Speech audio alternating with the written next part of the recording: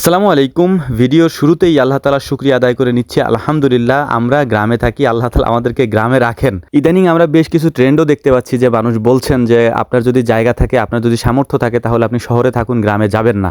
দেখেন আপনাদেরকে একটা কথা বলি, শহরে এবং গ্রামে দুই জায়গায় ভালো মন্দ মানুষ থাকে। শহরে যেমন ভালো মানুষ আছে, খারাপ মানুষ আছে, ঠিক তেমনিভাবে গ্রামেও ভালো মানুষ আছে, খারাপ মানুষ আছে।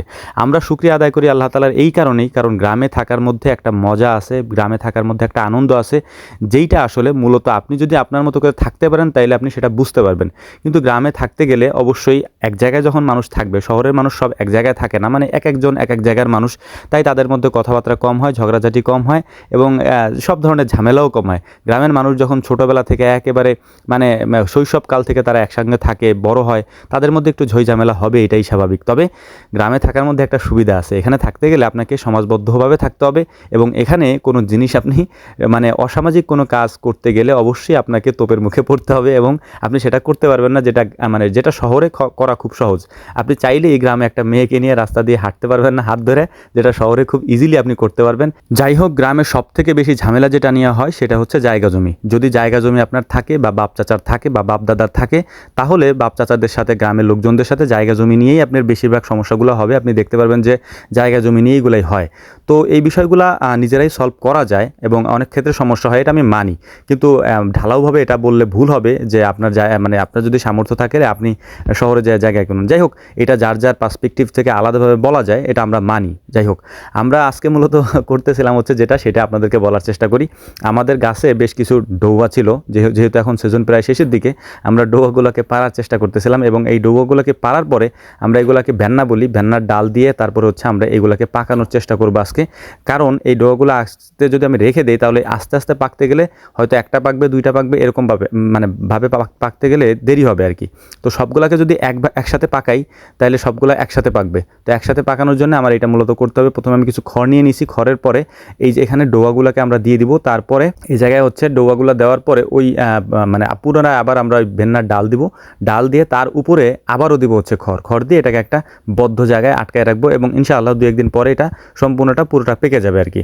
তো এটা পুরোটা পেকে যাওয়ার পরে এটার স্বাদ আলহামদুলিল্লাহ মাশাআল্লাহ আপনাদেরকে আগেও দেখাইছি, বেশ খুবই ভালো, সুস্বাদু। তো আজকে আমাদের এখানে একজন মেহমান আসছে, মেহমান বলতে সবুজ ভাই আসছে।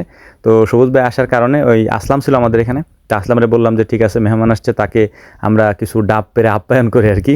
কারণ গরমের দিন ডাবটা খুব প্রয়োজনীয় আমাদের জন্য। তো আসলাম এমনিতে ও গাছে উঠতে খুব উস্তাদ, ও লাফায় লাফায় গাছে উঠে গেল। তা ওঠার পরেও ডাবগুলোকে পাড়ার চেষ্টা করতেছিল। তো আমি নিচে থেকে ডাবগুলোকে হাত দিয়ে ধরার চেষ্টা করতেছি, কারণ এগুলো যদি মাটিতে পড়ে তাহলে ফেটে যাবে আর কি। তো যাই হোক, হাতে ব্যথা পাচ্ছিলাম, কারণ হচ্ছে এত উপর থেকে ডাবগুলো পড়তেছিল আর এগুলো তো একটু ভারী আর কি। তো যাই হোক, এরপরে চিন্তা করলাম যে না, হাত দিয়ে ধরা যাবে না, একটা বস্তা নিয়ে আসছি, ভুসির বস্তা দিয়ে তারপরে এগুলাকে পারার চেষ্টা করবে এখন। তো এটা হচ্ছে ভুসির বস্তা মূলত, কিন্তু এটাতে কোনো কাজ হইতেছিল না, এটা ছালার বস্তা হলে ভালো হয় আর কি। তো আমরা এগুলা পেরে নেওয়ার পরে তারপর এখন আমরা এগুলাকে কাটবো। মাশাআল্লাহ আমাদের খামারের ভেতরের গাছ, এগুলা বাইরে অনেকগুলা গাছ আছে, তবে খামারের ভেতরে যে গাছগুলো আছে এই গাছগুলা বেশ ভালোই ফল দেয় আর কি। তো আমরা পারতে পারি কম, কারণ খামারের উপরে যে গাছগুলো থাকে ওই গাছগুলো উপর থেকে যদি পড়ে, মানে উপর থেকে যদি ডাবগুলা পড়ে তাহলে টিনের চালের উপরে পড়ে, আমাদের যেহেতু ভিতরে গরু থাকে ওরা লাফায় ওঠে এবং দৌড়াদৌড়ি শুরু করে আর কি ভিতরে, এই জন্য আমরা খুব কম পারি ভিতর থেকে, বাহির থেকে বেশি পারার চেষ্টা করি। তো ডাবগুলো সাইজ একটু ছোট, তারপরও একটা পারার সাথে সাথে আসলামরে আগে দিলাম, ও গাছ থেকে নামার সাথে সাথে ওকে দিছে আগে, এরপরে হচ্ছে আমরা খাওয়ার চেষ্টা করতেছিলাম। তো একটা জিনিস আপনাদেরকে ভিডিওতে বলে নিই, এই যে ভিডিও আমি আপনাদের সামনে আজকে শেয়ার করতেছি, এই ভিডিওটা আমাদের বেশ কয়েকদিন আগের ভিডিও এবং তখন আলহামদুলিল্লাহ সজীব মামা সুস্থ ছিল এবং তিনি কাজ করতেছিলেন, সেটাও আপনারা হয়তো ভিডিওতে দেখছেন বা আমি আপনাদেরকে দেখাবো। তো এই ভিডিওটা দেওয়ার একটাই কারণ, এটা আমি দিতাম না, এই একটাই কারণ যে অনেকেই যে বলেন না যে সামর্থ্য থাকলে শহরে থাকেন, আসলে সামর্থ্য থাকলে শহরে থাকার এই বিষয়টা আমি একমত না এটার সাথে। কারণ সব জায়গার মানুষ আসলে একরকম না, সব সমাজের মানুষও একরকম না। সামাজিকভাবে বসবাস করতে গেলে ভাই একজনের সাথে আরেকজনের সাথে টুকটাক একটু লাগবেই, এগুলো স্বাভাবিক। আর এগুলাকে মানায় নেওয়ার নামই তো জীবন, তাই না? এক সংসারে যদি আপনি থাকেন, সবার সাথে কি আপনার সবসময় বনিবনা হয়? ভাই ব্রাদার একটু গ্যাঞ্জাম লাগবেই। তো এইগুলাই হচ্ছে স্বাভাবিক ব্যাপার। আমরা যদি একটু প্রতিহিংসা পরায়ণ না হয়ে একটু নরম হই বা একটু ছাড় দেওয়ার প্রবণতা রাখি, তাহলে সব জায়গায় থেকেই আপনি শান্তি পাবেন, সেটা শহর হোক, গ্রাম হোক, যে জায়গায় হোক। তবে শহরে থাকলে আপনি হয়তো আপনার প্রিয়জনদের সাথে, মানুষদের সাথে দেখা সাক্ষাৎ খুব কম হবে, আপনার আসতে হবে তারপরে। তো এইটাও যেমন সত্য, তেমনিভাবে হচ্ছে আপনাদের যে কথাও সত্য, যে হয়তো আপনারা ভালো থাকার জন্য কথাগুলো বলেছেন এবং অনেকের অনেক তিক্ত অভিজ্ঞতা আছে গ্রাম নিয়ে আর কি।